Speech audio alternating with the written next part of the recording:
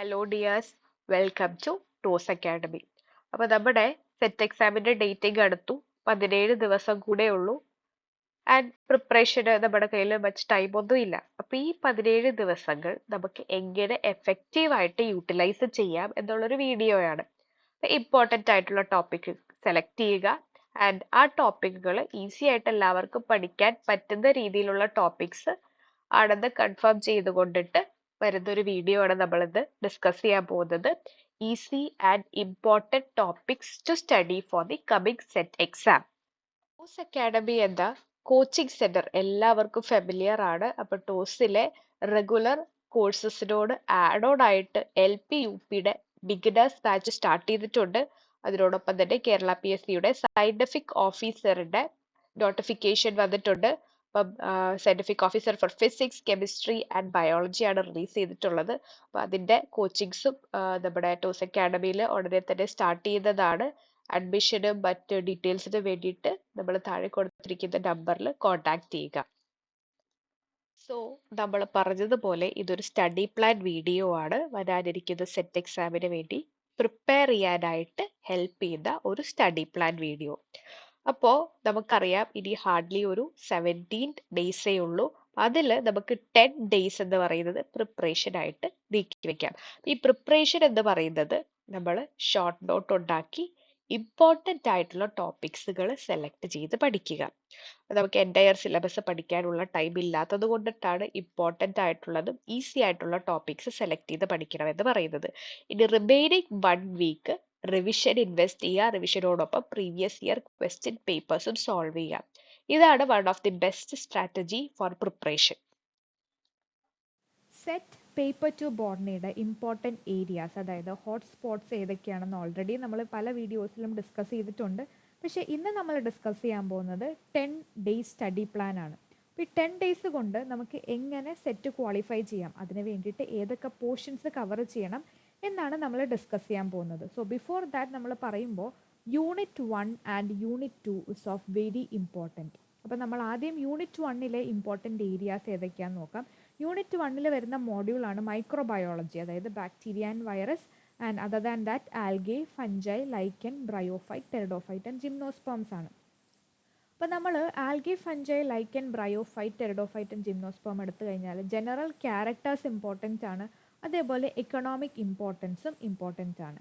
ഇനി അതല്ലാണ്ട് ചോദിക്കുന്ന ഏരിയ എന്ന് പറയുമ്പോൾ കോമൺ നെയിം വിത്ത് സയൻറ്റിഫിക് നെയിം ആണ്. റിപ്പീറ്റഡ് ആയിട്ട് ക്വസ്റ്റ്യൻസ് വരുന്ന ഒരു ഏരിയ ആണ്. അതായത് കോമൺ നെയിം തന്നിട്ട് സയൻറ്റിഫിക് നെയിം ഐഡൻറ്റിഫൈ ചെയ്യാനോ, സയൻറ്റിഫിക് നെയിം തന്നിട്ട് കോമൺ നെയിം ഐഡൻറ്റിഫൈ ചെയ്യാനോ, അല്ലെങ്കിൽ മാച്ച് ദ ഫോളോയിങ് ആയിട്ടോ ഇങ്ങനെ ക്വസ്റ്റ്യൻസ് ചോദിക്കാറുണ്ട്. അപ്പോൾ ജനറൽ ക്യാരക്ടേഴ്സും എക്കണോമിക് ഇമ്പോർട്ടൻസും കോമൺ നെയിം വിത്ത് ബൈനോമിയൽ നെയിമും പഠിച്ചു വയ്ക്കുക.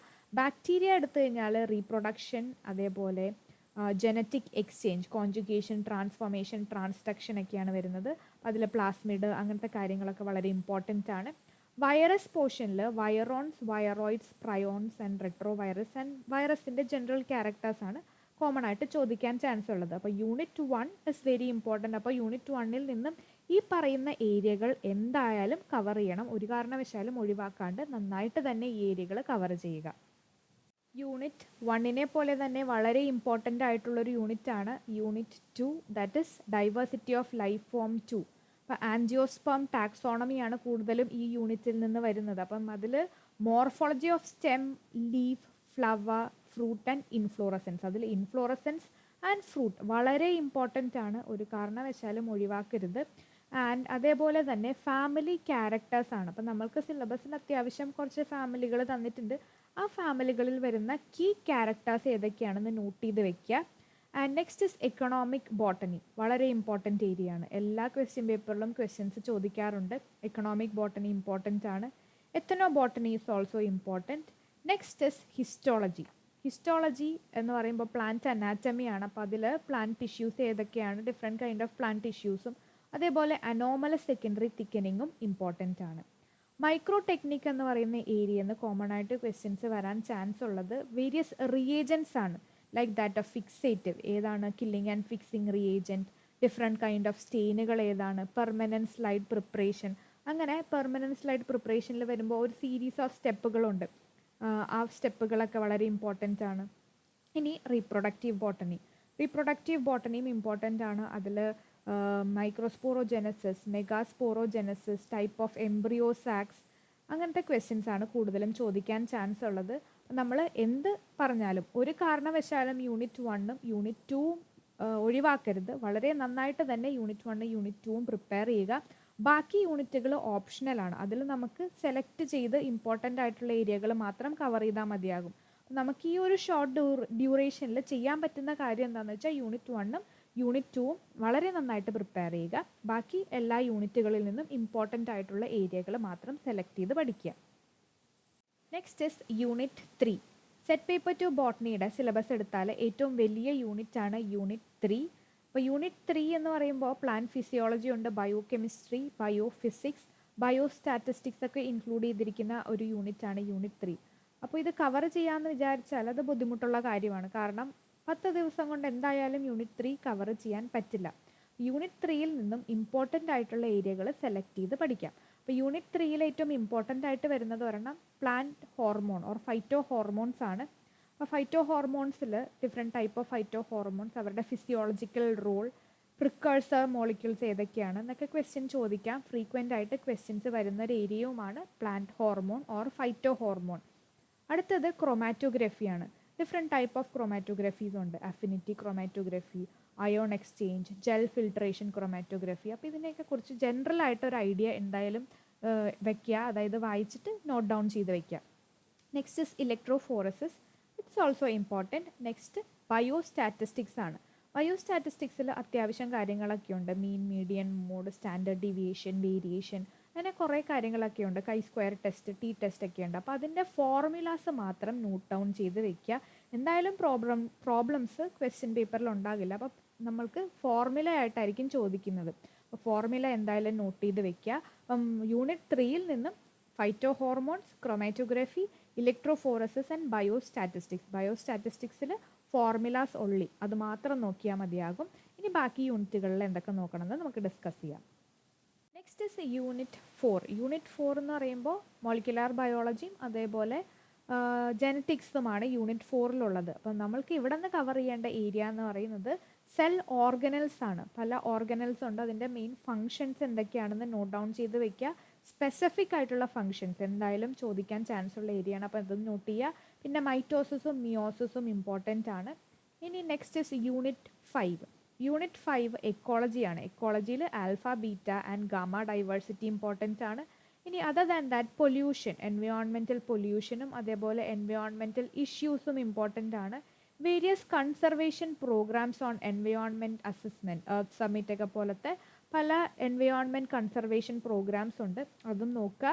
പിന്നെ നമുക്ക് ഇമ്പോർട്ടൻ്റ് ആയിട്ട് വരുന്നത് biosphere reserve, national park, wild life sanctuaries ഒക്കെയാണ്. അപ്പോൾ എവിടേക്കാണ് ബയോസ്ഫിയർ റിസർവ്സും നാഷണൽ പാർക്കും വൈൽഡ് ലൈഫ് സാങ്ച്വറീസും ഉള്ളത്, ഏതൊക്കെയാണ് ഇവിടെ കൺസർവേഷൻ സ്ട്രാറ്റജിയിൽ വരുന്ന ഓർഗാനിസംസ്, ആനിമൽസ് ആയാലും പ്ലാന്റ്സ് ആയാലും, ഏതാണ് അവിടുത്തെ എൻഡമിക് ആയിട്ട് വരുന്നത്, ഏതൊക്കെയാണ് അവിടെ കൺസർവേഷൻ സ്ട്രാറ്റജിയിൽ കൺസർവ് ചെയ്ത് വരുന്ന ആനിമൽസ്, അതൊക്കെ നോട്ട് ഡൗൺ ചെയ്ത് വെക്കുക. അതും ഇമ്പോർട്ടൻ്റ് ആണ്. ഇനി യൂണിറ്റ് 6ൽ ഏതാണ് ഇമ്പോർട്ടൻ്റ് എന്ന് നമുക്ക് ഡിസ്കസ് ചെയ്യാം. അടുത്തതാണ് യൂണിറ്റ് 6. യൂണിറ്റ് 6ൽ അപ്ലൈഡ് ബോട്ടണിയാണ്, ബയോടെക്നോളജിയാണ് വരുന്നത്. ആൻഡ് ഇവിടെ വരുമ്പോൾ molecular techniques like PCR, RFLP, RAPD, SNPs, AFLP, RNAi technology ഒക്കെ ഇമ്പോർട്ടൻ്റ് ആണ്. Another thing is bio informatics. Bio ഇൻഫോർമാറ്റിക്സിൽ കോമൺ ആയിട്ട് ഡാറ്റാബേസസ് ഏതൊക്കെയാണെന്ന് നോക്കി വയ്ക്കുക. ന്യൂക്ലിയോടൈഡ് ഡാറ്റാബേസ്, പ്രോട്ടീൻ ഡാറ്റാബേസ്, അതേപോലെ ഓർഗാനിസം ഡാറ്റാബേസ്, മൈക്രോബിയൽ ഡാറ്റാബേസ് ഏതൊക്കെയാണെന്നൊക്കെ നോട്ട് ചെയ്ത് വയ്ക്കുക. ഇനി അടുത്തത് പ്ലാൻ ബ്രീഡിംഗ് ആണ്. പ്ലാൻ ബ്രീഡിങ്ങിൽ നിന്നും റിപ്പീറ്റഡ് ആയിട്ട് ക്വസ്റ്റ്യൻസ് ഏതൊക്കെയാണോ വരുന്നത് അത് നോട്ട് ഡൗൺ ചെയ്താൽ മതി. ഇനി പ്ലാൻ ഡിസീസ് മാനേജ്മെൻ്റ് ഉണ്ട്. പ്ലാൻ ഡിസീസ് മാനേജ്മെൻറ്റിൽ ഫ്രീക്വൻ്റ് ആയിട്ട് വരുന്നത് കോസൽ ഓർഗാനിസം ആൻഡ് സിംറ്റംസ് ആണ്. അപ്പം നമുക്ക് പ്ലാൻ ഡിസീസ് തന്നിട്ട് ഏതാണ് അതിൻ്റെ കോസൽ ഓർഗാനിസം, അല്ലെങ്കിൽ ചിലപ്പോൾ സിംറ്റംസ് തന്നിട്ട് ഏത് ഓർഗാനിസമാണ് ആ സിംറ്റംസ് കാണിക്കുന്നത് എന്നൊക്കെ ചോദിച്ചുകൊണ്ട് ക്വസ്റ്റ്യൻസ് വരാം. സോ നമ്മൾ plant disease with its causal organism പഠിക്കണം, different symptoms with it causal ഓർഗാനിസവും പഠിക്കണം. These are the important areas from Unit 6. As of now നമ്മൾ 10 days എങ്ങനെ എഫിഷ്യന്റ് ആയിട്ട് പ്രിപ്പയർ ചെയ്യാതെ നോക്കി. അതായത് ഏതൊക്കെയാണ് ഇമ്പോർട്ടന്റ് ടോപ്പിക്സ്, ഏതൊക്കെ ഇമ്പോർട്ടന്റ് ടോപ്പിക്സ് പ്രിപ്പയർ ചെയ്യണം എന്നുള്ളത് നമ്മൾ കൺസിഡർ ചെയ്ത് കഴിഞ്ഞു. ഇനി റിമൈനിങ് 1 week ആണ്. ആ 1 week നമ്മൾ പ്രിപ്പയർ ചെയ്യുക ഷോർട്ട് നോട്ട്സ് നമ്മൾ റിവൈസ് ചെയ്യുക, മാക്സിമം ക്വസ്റ്റ്യൻസ് സോൾവ് ചെയ്യുക. പ്രീവിയസ് ഇയർ ക്വസ്റ്റ്യൻ പേപ്പേഴ്സും ഓൺലൈൻ ക്വസ്റ്റ്യൻ പേപ്പേഴ്സും ക്വസ്റ്റ്യൻ ബാങ്ക്സും ഒക്കെ സോൾവ് ചെയ്യുക. ആ 1 week മാക്സിമം എഫക്റ്റീവായിട്ട് യൂട്ടിലൈസ് ചെയ്യുക. വീഡിയോയിൽ മെൻഷൻ ചെയ്ത ഏരിയ എന്തായാലും കവർ ചെയ്ത് പോകുക. ഇമ്പോർട്ടൻ്റ് ആയിട്ടുള്ള ഏരിയകളാണ് വീഡിയോയിൽ മെൻഷൻ ചെയ്തിട്ടുള്ളത്. ആൻഡ് ഈ ഏരിയാസ് പ്രിപ്പയർ ചെയ്യുമ്പോൾ ഷോർട്ട് നോട്ട് പ്രിപ്പയർ ചെയ്ത് വേണം ഏരിയാസ് കവർ ചെയ്യാനായിട്ട്. അതിനോടൊപ്പം തന്നെ പ്രീവിയസ് ഇയർ ക്വസ്റ്റ്യൻ പേപ്പേഴ്സും സോൾവ് ചെയ്യണം. LBSൻ്റെ സൈറ്റിൽ previous year question paper available ആണ്. ക്വസ്റ്റ്യൻ പേപ്പേഴ്സ് ഡൗൺലോഡ് ചെയ്ത് അതും സോൾവ് ചെയ്യുക. സോ അതിനോടൊപ്പം റിപ്പീറ്റഡ് ആയിട്ട് ചോദിക്കുന്ന ക്വസ്റ്റ്യൻസ് ഏതൊക്കെയാണെന്ന് നോട്ട് ഡൗൺ ചെയ്ത് വെക്കുക. ഇനി നമ്മൾ എൻറ്റയർ സിലബസ് കംപ്ലീറ്റ് ആയിട്ട് പഠിക്കുന്നില്ല. വളരെ ഇമ്പോർട്ടൻ്റ് ആയിട്ടുള്ള ഏരിയകളിൽ സോർട്ട് ഔട്ട് ചെയ്തിട്ടാണ് പഠിക്കുന്നത്. ഒരുപാട് പോർഷൻ ലെഫ്റ്റ് ഓവർ ആയിട്ടും വരുന്നുണ്ട്. അപ്പോൾ നമ്മൾ എന്താ ചെയ്യേണ്ടതെന്ന് വെച്ചാൽ ഈ ക്വസ്റ്റ്യൻ പേപ്പർ സോൾവ് ചെയ്യുന്നതിലൂടെ ലെഫ്റ്റ് ഓവർ ആയിട്ടുള്ള ഏരിയകളും നമ്മൾ കവർ ചെയ്യുവാണ്. സോ എന്തായാലും ക്വസ്റ്റ്യൻ പേപ്പേഴ്സും സോൾവ് ചെയ്ത് പോകുക. ഷോർട്ട് നോട്ട് പ്രിപ്പയർ ചെയ്ത് നമ്മുടെ ഇമ്പോർട്ടൻ്റ് ഏരിയ കവർ ചെയ്യുക. അതിനോടൊപ്പം തന്നെ LBSൻ്റെ സൈറ്റിൽ നിന്ന് previous year question papers download ചെയ്ത് അതും സോൾവ് ചെയ്ത് പോകുക. നൗ നമ്മൾ പ്രിപ്പയർ ചെയ്ത ഷോർട്ട് നോട്ട്സ് ഡെയിലി വായിക്കാനും നോക്കുക. മിനിമം ഇത്ര ടൈമെങ്കിലും ഡെയിലി പ്രിപ്പറേഷനായിട്ട് മാറ്റി വയ്ക്കണം. ദാറ്റ് ഇസ് 5 to 6 hours എങ്കിലും നമ്മൾ പ്രിപ്പയർ ചെയ്യുക. ആൻഡ് അപ്പോൾ ഇനിയുള്ള ടൈം അല്ലെങ്കിൽ ഇനിയുള്ള ദിവസങ്ങൾ നന്നായിട്ട് ഹാർഡ് വർക്ക് ചെയ്താൽ എന്തായാലും സെറ്റ് ക്വാളിഫൈ ചെയ്യാൻ പറ്റും. So work on important area and previous year question papers. That's all for now. Thank you from TOS Academy.